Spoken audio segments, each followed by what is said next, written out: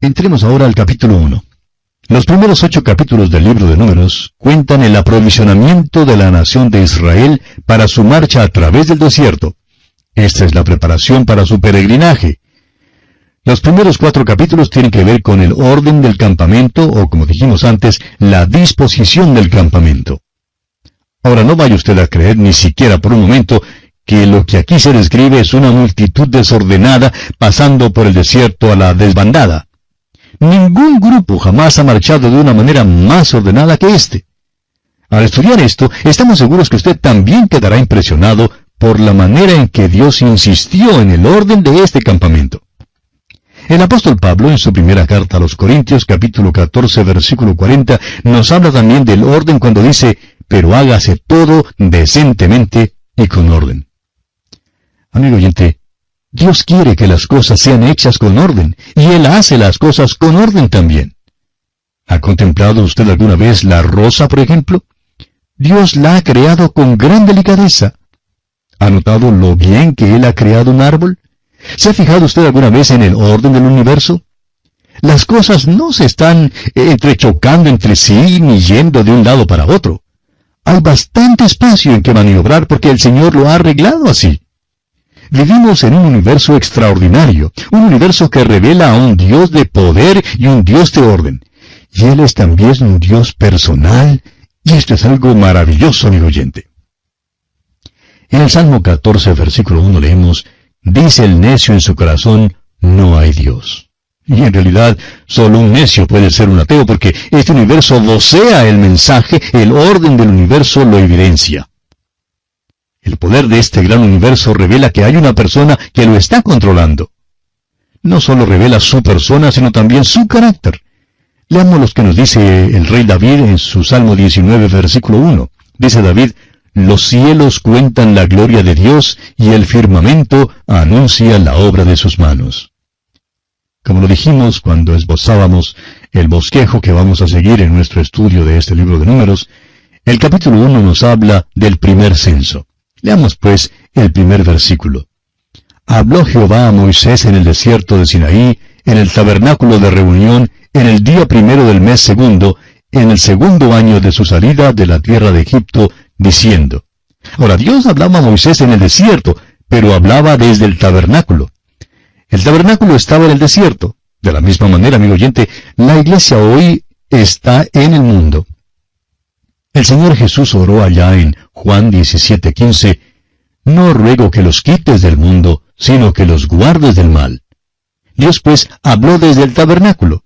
Hoy en día hay un edificio especial en el mundo. Este edificio no es en realidad una construcción física, sino un grupo de personas. Es lo que conocemos como la iglesia.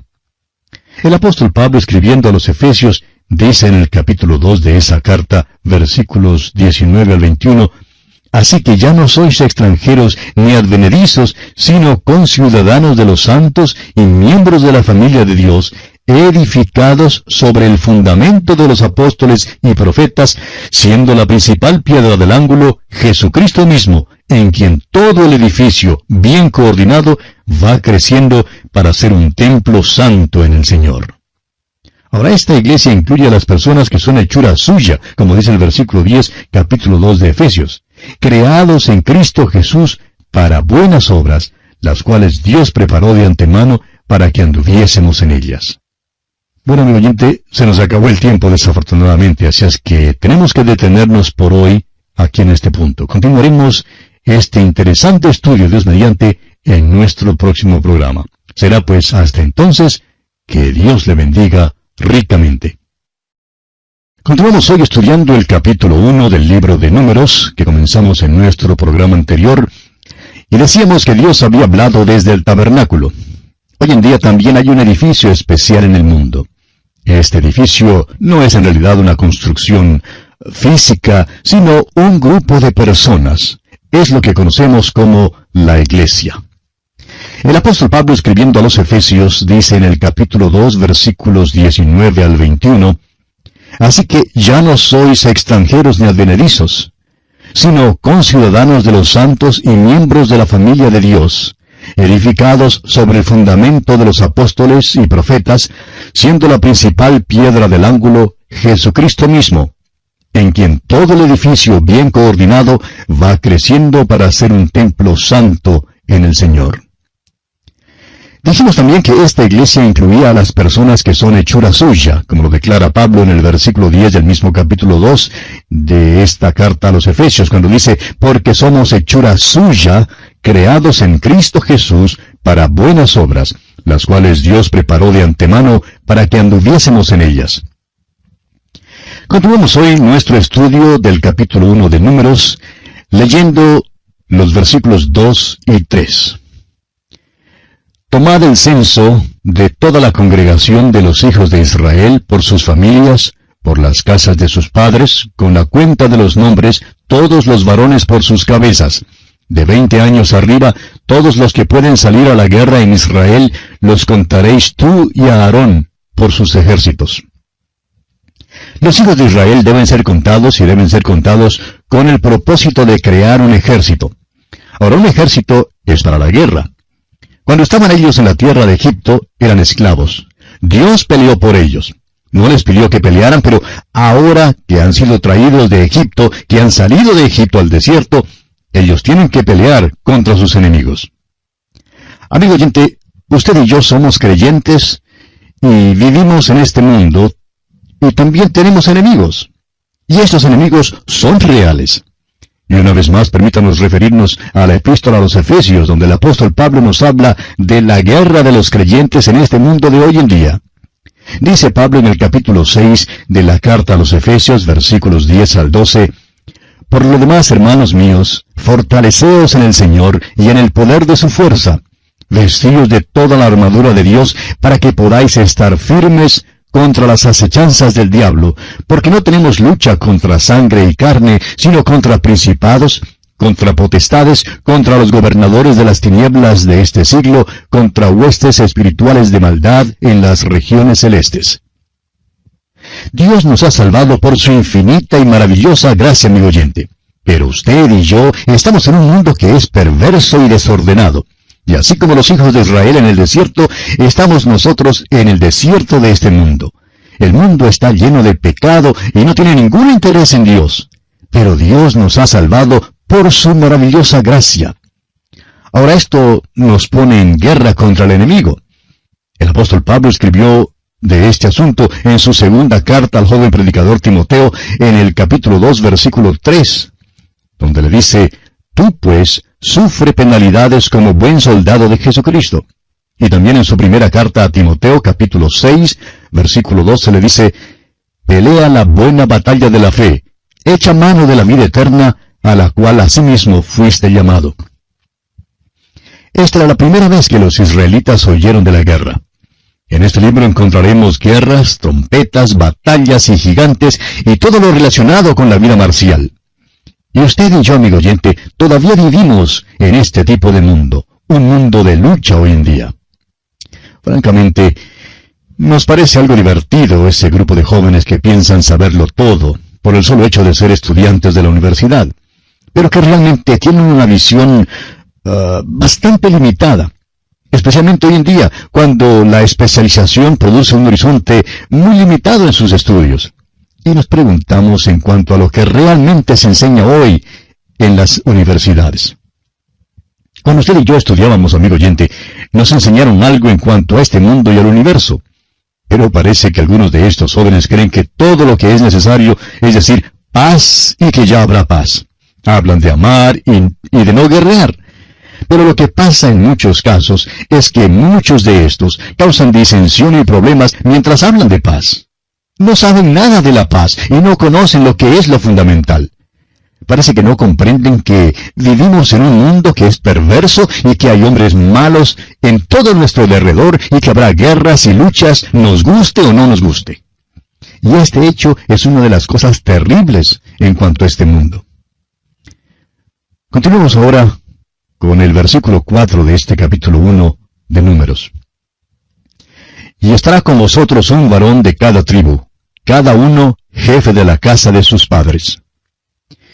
No parece nada conmovedor a la manera en que el libro principia aquí con el censo. No es una historia como aquellas novelas de misterio, ni como uno de los dramas en la televisión producidos por Alfredo Hitchcock. A primera vista uno creería que tenemos aquí 54 versículos repletos con detalles de poca importancia y de lectura bastante pesada. Pero es necesario recordar, amigo oyente, que estos detalles eran importantes para Dios. Y si reconociéramos algunas de las grandes verdades que hay aquí, también hallaríamos muy conmovedora e interesante su lectura. En primer lugar, este versículo 4 indica que Dios tiene interés en los individuos. Los movimientos en masa tienen su lugar y desempeñan su papel, pero Dios tiene interés en los individuos redimidos, tiene interés en cada individuo en particular.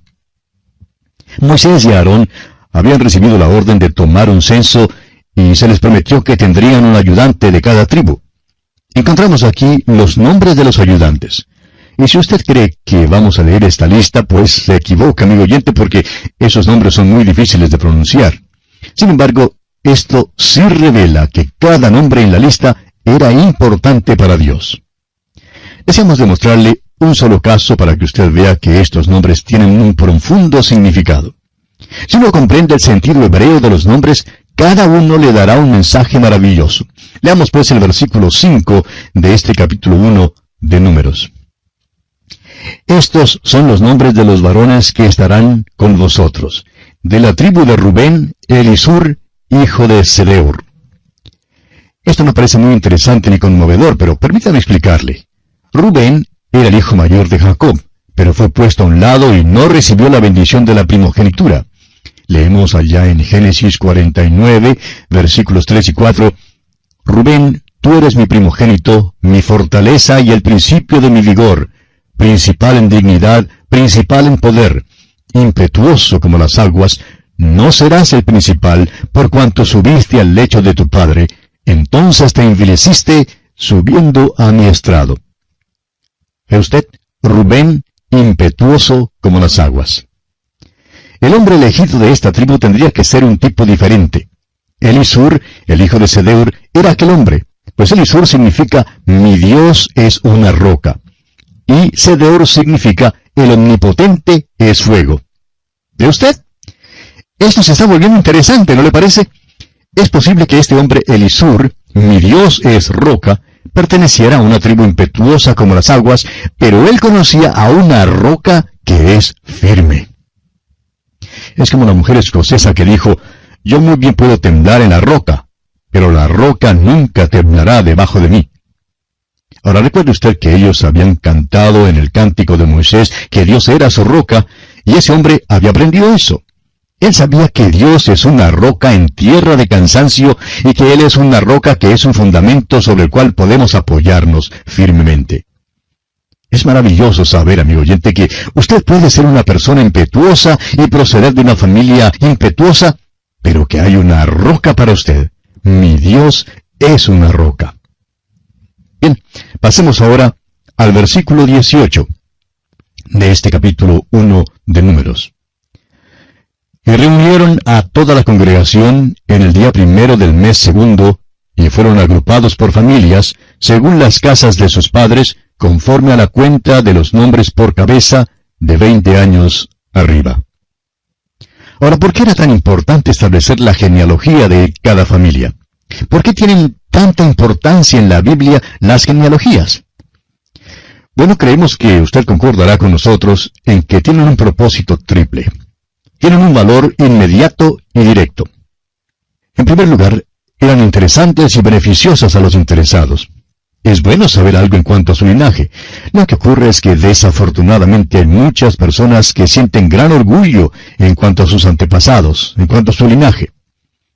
Un joven que le gustaba mucho preguntar en cuanto al árbol genealógico de su familia, un día en una reunión familiar estaba contándoles a los demás acerca de la historia de su familia. Uno de los asistentes le preguntó, dígame, ¿ha hallado usted algún bandido o cuatrero en su familia? Claro está que este joven se sintió apenado y hasta insultado con esta pregunta. Pero así sucede, amigo oyente. Entre nuestros antepasados quizás encontremos algunos pícaros. Somos muchos los que tenemos pícaros en la familia, Aunque claro está, solamente nos gusta hablar y acordarnos de los buenos muchachos y muchachas. Pues bien, una genealogía siempre es algo interesante y siempre tiene importancia, especialmente cuando aparece aquí en la Biblia. Ahora, en segundo lugar, la razón por la cual algunos nombres y genealogías se dan con tanto cuidado en la Biblia, mientras otros se omiten, es porque la genealogía que nos interesa es la que nos conduce hasta Jesucristo. Vimos en nuestro estudio del libro de Génesis cómo la línea rechazada se mencionaba primero, y luego era dejada y olvidada. Luego la línea genealógica que conducía al Señor Jesucristo se daba, y es la línea que se sigue por toda la Biblia. El Nuevo Testamento en realidad principia con una genealogía. Todo el Nuevo Testamento o bien se sostiene o se cae en la exactitud de esa genealogía. Esta genealogía estaba registrada y probablemente fue puesta de manifiesto en el tiempo de aquel entonces. Era algo que se podía verificar con toda facilidad. Es importante notar que la exactitud de la genealogía de Jesucristo nunca ha sido dudada por sus enemigos. No han encontrado ninguna falla en ella. Y en tercer lugar, las genealogías son importantes porque Dios prohibió el matrimonio entre parientes, o entre judíos y personas de otras razas. Y era esencial que a un verdadero israelita le fuera posible declarar su linaje. Ellos eran los beneficiarios del pacto hecho con Abraham. La genealogía era necesaria para poder determinar quién era elegible para el sacerdocio. Aquellos que no tenían un linaje apropiado simplemente eran excluidos del privilegio del sacerdocio. Un ejemplo de esto lo encontramos allá en el libro de Nehemías. En el capítulo 7 de ese libro, versículos 63 y 64, leemos: «Y de los sacerdotes, los hijos de Abaía, los hijos de Cos y los hijos de Barzilai, el cual tomó mujer de las hijas de Barzilai Galaadita, y se llamó del nombre de ellas. Estos buscaron su registro de genealogías, y no se halló, y fueron excluidos del sacerdocio». Los levitas que no podían declarar su genealogía eran excluidos del sacerdocio. Ahora hay un mensaje en todo esto para nosotros hoy en día, amigo oyente. ¿Se puede usted imaginar de alguien preguntándole a un joven de aquel entonces: «Oye, ¿eres tú israelita?» Y se contestaba: «Pues espero que sí, pero no puedo estar seguro sino hasta cuando me muera». ¿Qué cree usted que le sucedería? Pues le habrían rechazado. Ahora supóngase que otro joven pasara adelante y que le preguntaran: «¿Y tú, eres israelita?» ¿Qué cree usted que le harían si contestara: «Pues trato de ser israelita, pero estoy ocupándome en ello y algún día espero llegar a serlo»? ¿Habría sido eso aceptable? ¿Ve usted cuán importante era que declararan que eran en realidad israelitas? Cada uno tenía que saber, tenía que estar seguro de que era hijo de Abraham. Ahora, amigo oyente, permítanos hacerle una pregunta. Es una pregunta bastante personal. ¿Le es posible a usted declarar su genealogía, es decir, como cristiano?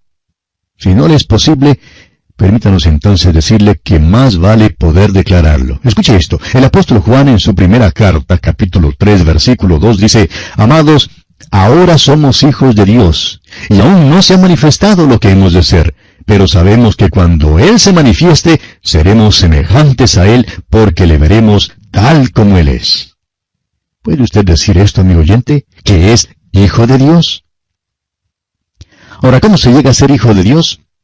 El apóstol Pablo, escribiendo a los Gálatas, dice en el capítulo 3, versículo 26, «Pues todos sois hijos de Dios por la fe en Cristo Jesús».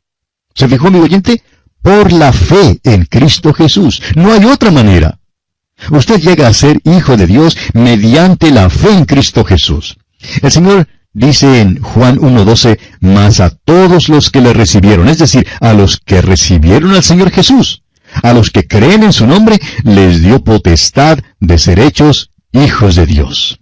Y el apóstol Pablo declara una vez más en Gálatas 3:29, «Y si vosotros sois de Cristo, ciertamente linaje de Abraham sois, y herederos según la promesa».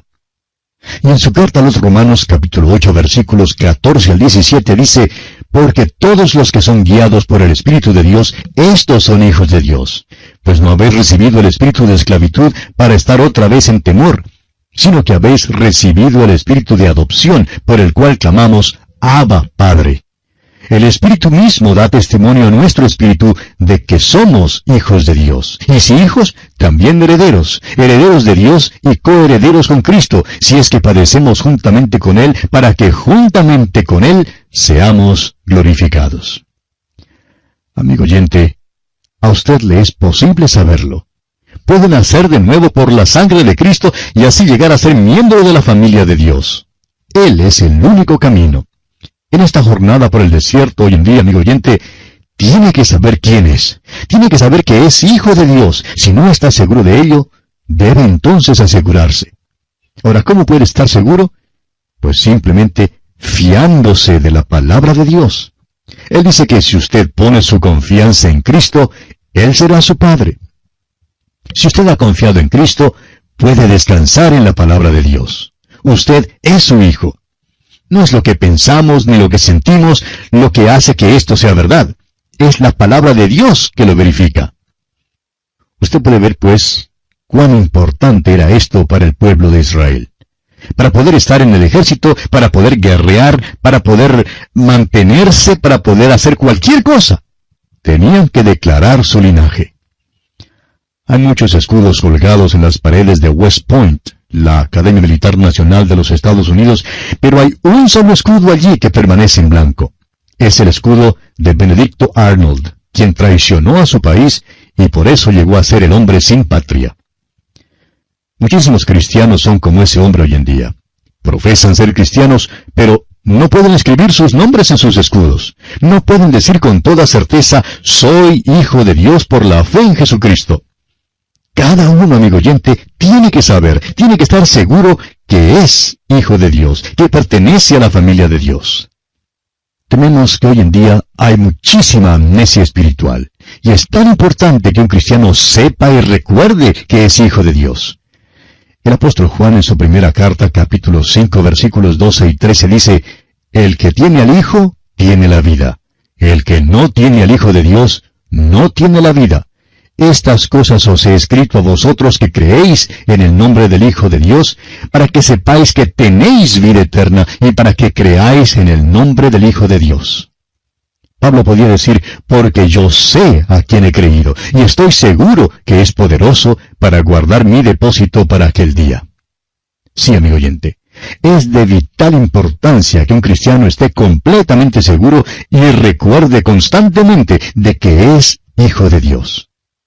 Pero si usted, amigo oyente, no es un hijo de Dios, es decir, todavía no pertenece a la familia de los redimidos por la sangre de Jesús, usted puede llegar a formar parte de la familia de Dios ahora mismo, sometiéndose a Dios y entregando total e irrestrictamente su vida en las manos del Señor Jesús, para que Él le transforme completamente en una nueva criatura, controlada por el poder del Espíritu Santo. Esto es aceptar a Jesucristo como Salvador personal, cuando uno permite que Dios realice en uno mismo la obra de la redención, es decir, cuando ya dejamos de contemplar esta obra de redención en el plano general y permitimos que Dios la aplique al plano íntimo y personal de nuestra propia experiencia. Entonces nacemos de nuevo. Solo así podremos decir por experiencia propia que Jesucristo no solo es el Salvador del mundo, sino además que es mi Salvador personal.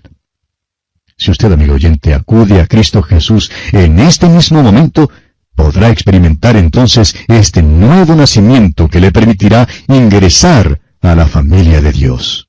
Le exhortamos, pues, a acudir al Señor Jesucristo en esta hora, para que así pueda usted decir con toda certeza, yo soy un hijo de Dios. Dios le ayude a hacerlo.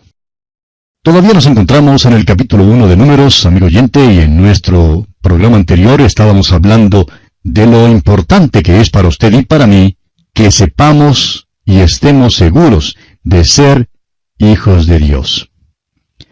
Hay muchos cristianos que profesan ser cristianos, pero no pueden decir, soy hijo de Dios por la fe en Cristo.